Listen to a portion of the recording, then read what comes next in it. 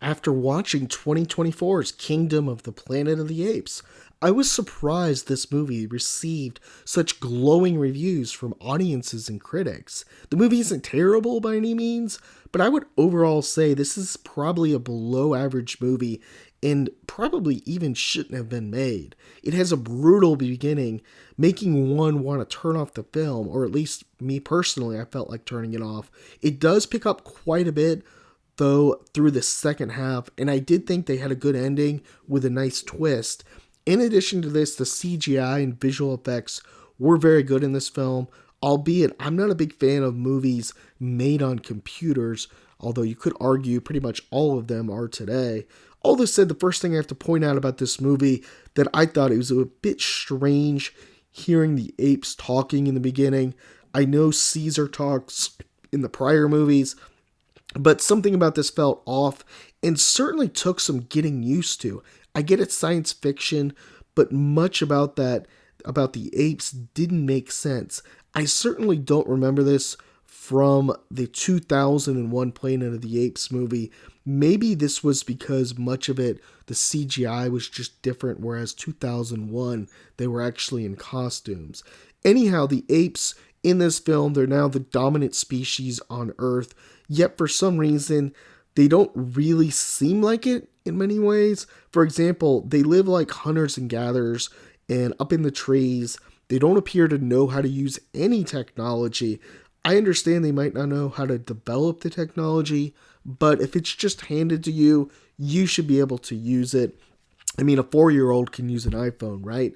Humans are now regarded in this film as generally the inferior species. Now, much of the issue in this film for me, though, is that when you put so much of the focus on the apes, you need to have some memorable apes and characters you want to cheer for or possibly against. In 2001, we had Thades in Planet of the Apes, who, despite being a little cheesy at times, was surely memorable. The later films had Caesar and the wise orangutan, as well as that giant ape that jumped on the helicopter off the Golden Gate Bridge in Dawn of the Planet of the Apes. I think that was the one. In this movie, our lead ape is Noah. I thought he had very little screen presence. He's smarter than most apes, sure, but when the rubber meets the road in the movie, he's really nowhere to be found. In the film, when his village is raided, he's easily overpowered.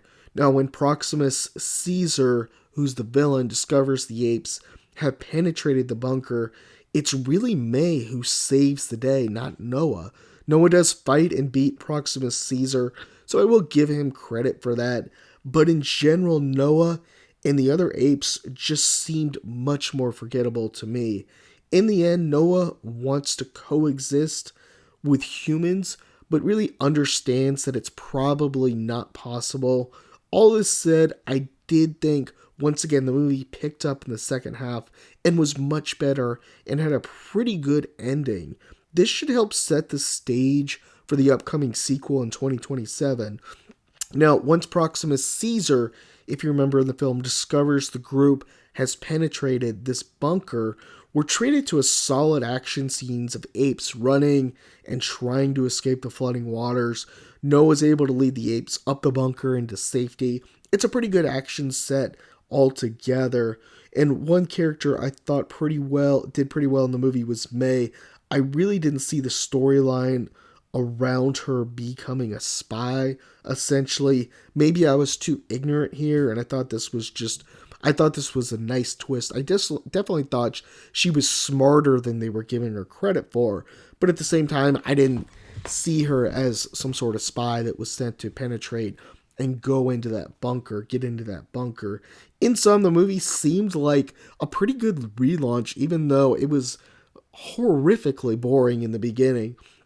And it seemed that they did tackle many of the same, even though one downside I'll say is they did seem to tackle many of the same themes and challenges of prior movies.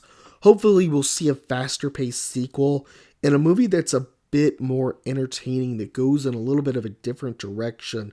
Probably the best option is to show the humans as the underdogs And really, that hasn't been tackled in any of the modern day movies just yet. I guess you could say in 2001, the one with Mark Wahlberg, they were essentially the underdogs escaping, but really showing them having to overcome the challenges, humans not having the technology.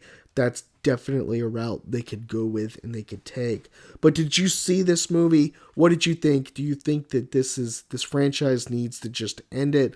Wait 15 or 20 years and come back to it? Or do you think the 2027 film is warranted? Let me know in the comments. Thanks.